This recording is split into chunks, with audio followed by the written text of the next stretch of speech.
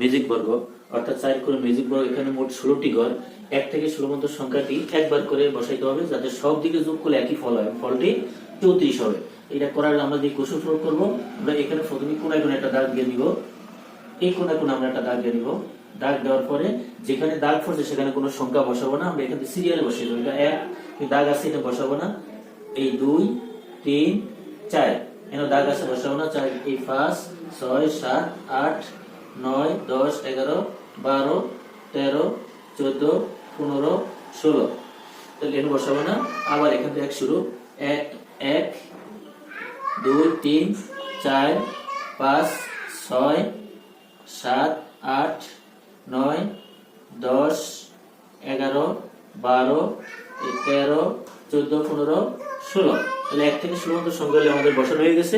কারণ আমরা যেদিকে যোগ করি ফলটা হবে 34। এখানে 34, এটি যোগ দিলে 34।